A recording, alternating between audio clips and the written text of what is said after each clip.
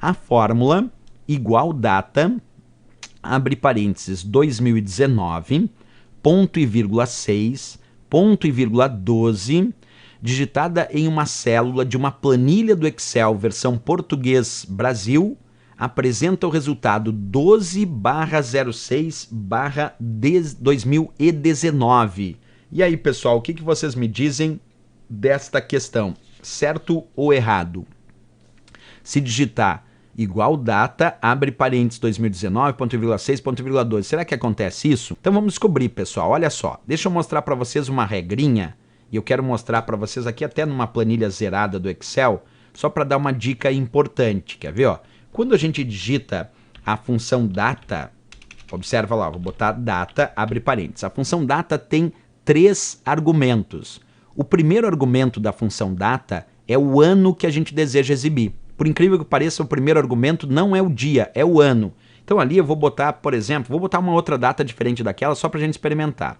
Não, vamos botar a mesma, né? Para fazer direitinho. 2019, 6 e 12 ali, só para vocês observarem. Então o primeiro argumento é o ano, aí eu vou botar 2019.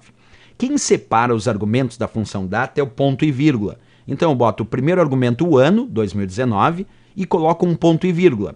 O segundo argumento da função data é o mês desejado. Vamos supor que, como a questão pediu lá, eu quero botar o mês 6. Então, se o mês desejado é 6, eu coloco ponto e vírgula 6, porque o segundo argumento é o mês. Depois eu boto de novo ponto e vírgula, e o terceiro argumento é o dia desejado. Aí eu vou botar 12, e aí fechar parênteses. Vou repetir, a função data tem 3 argumentos, esses argumentos são separados por ponto e vírgula, onde o primeiro argumento é o ano, nesse caso 2019, o segundo argumento eu devo colocar o mês, nesse caso 6, e o terceiro argumento eu devo colocar o dia, nesse caso 12. Aí quando eu dou Enter agora, o resultado que a função data me mostra é uma data formatada com dia 12 barra mês 06 barra ano 2019.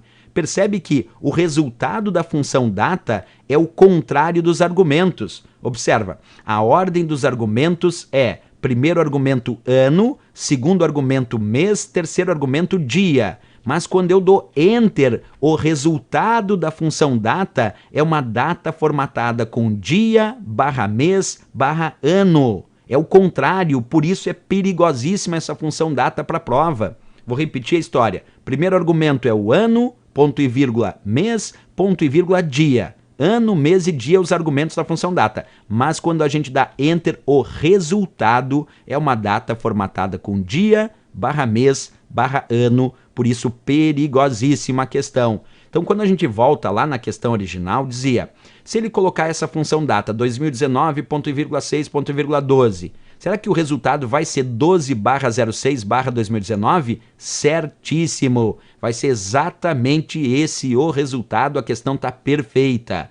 Tem que cuidar então, porque como é uma função que a ordem dos argumentos é uma e o resultado é outro, é muito fácil cair numa prova para fazer pegadinha. Quer dizer, isso se transforma numa pegadinha de prova. Uma pegadinha tão perigosa, mas tão perigosa, que a gente acaba lá entrando na onda e acaba errando, né? Então, cuida aí, certo, pessoal?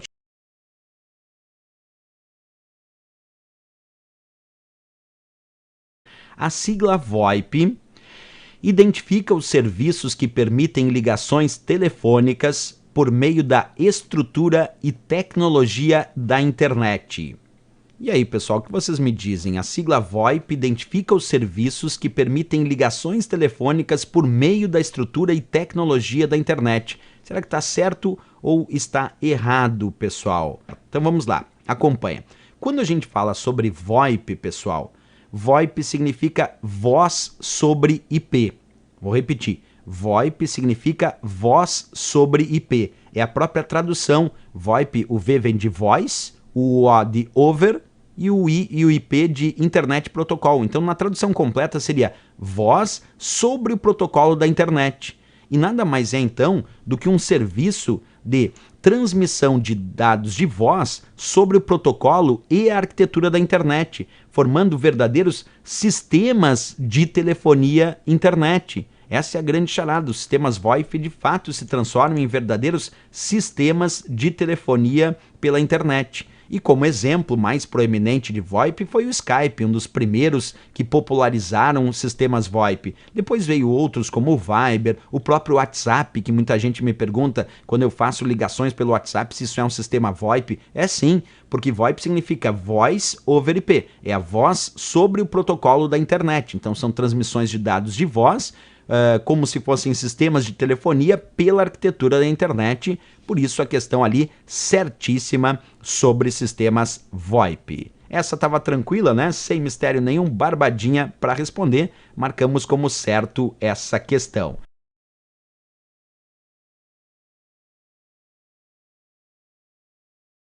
O equipamento no-break é utilizado para alimentar os dispositivos em caso de falta de energia elétrica através de baterias. E aí, pessoal, o que vocês me dizem? Certo ou errado essa questão? O equipamento chamado no-break é utilizado para alimentar os dispositivos em caso de falta de energia elétrica através de baterias. Certo ou errado? Questão facinha, né? Então vou aproveitar e vou fazer o seguinte aqui, pessoal. Olha comigo, está certo mesmo, vocês acertaram, mas vamos estudar um pouquinho, aproveitando essa questão, os vários dispositivos de energia. O no-break, de fato, é um dispositivo vinculado à energia. Ele vai manter o computador que não é provido de uma bateria própria funcionando mesmo com a ausência total e temporária de energia da rede elétrica, porque ele, no-break, é dotado de bateria. Por exemplo, se eu tenho meu computador e o meu computador não é um laptop, o meu computador não tem bateria, mas o no-break tem bateria. Então ele mantém o meu computador ligado mesmo na ausência do fornecimento de energia elétrica. Agora, ali o José dizendo no-break tem função de estabilizador. Observa, embora o estabilizador não seja um no-break, todo no-break atual, moderno, também estabiliza a tensão. Então, o no-break atual, ele funciona também como estabilizador. O contrário não é verdadeiro. Por exemplo, se eu tenho um equipamento que é só estabilizador, percebe? Agora não é um no-break. O estabilizador, como o próprio nome diz, ele vai ser responsável pelo nivelamento da tensão elétrica, quer dizer, ele vai estabilizar a voltagem da rede. E com isso, os picos de energia não vão afetar diretamente o computador, principalmente quando falta energia elétrica de forma abrupta e depois ao retorno da energia elétrica. Esse retorno da energia elétrica muitas vezes dá uma distorção na tensão da energia elétrica e isso pode danificar muitos equipamentos eletrônicos. Por isso que, embora o estabilizador não seja um no-break, ele vai ser usado para estabilizar a tensão e isso vai ajudar muito não causar nenhum dano ao computador que está conectado a ele, principalmente quando há uma queda abrupta no fornecimento de energia elétrica, mas também quando há o retorno desse fornecimento de energia elétrica, que às vezes vem com uma tensão bem alterada, né? Bem, o estabilizador, quando a rede sobe de tensão, só para vocês entenderem, eles vão regular a voltagem para evitar que esses aparelhos sejam queimados, principalmente quando há uma subida abrupta dessa tensão. Então vai evitar que tenha algum problema de queimar aquele computador, aquele dispositivo, né? Quando a rede baixa de tensão, o processo é inverso. Aí o estabilizador vai aumentar a tensão e não deixar que os aparelhos sejam desligados. Então, com uma tensão muito baixa, o aparelho não consegue funcionar. Então o estabilizador ele também vai pegar uma tensão mais baixa e vai aumentar essa tensão, se ela vier muito baixa, para que esse aparelho funcione naquela tensão mais adequada. Por isso que acaba sendo importante aí o estabilizador, né? E a fonte de alimentação, pessoal, também é um dispositivo de energia que a gente tem dentro do gabinete do computador, que vai fornecer alimentação de energia para os diversos recursos que nós temos, os diversos dispositivos que nós temos no computador, só que com a voltagem, a corrente e frequência adequada para esses dispositivos. Porque essa fonte de alimentação, ela transforma a energia que vem numa determinada tensão da corrente elétrica, colocando isso em várias saídas de tensões diferentes para alimentar dispositivos como, por exemplo, vai alimentar o meu disco rígido, vai alimentar o meu SSD, a minha unidade CD, a minha unidade DVD, vai alimentar a própria placa-mãe do meu computador. Então a fonte de alimentação também é um elemento vinculado ao estudo de dispositivos vinculados à energia, né? Mas nessa questão era fácil porque, é claro, o no-break, por ser dotado de bateria, ele vai manter o meu computador ligado mesmo na ausência do fornecimento de energia elétrica. Por isso marcamos aqui como certíssima esta nossa questão de hoje, né?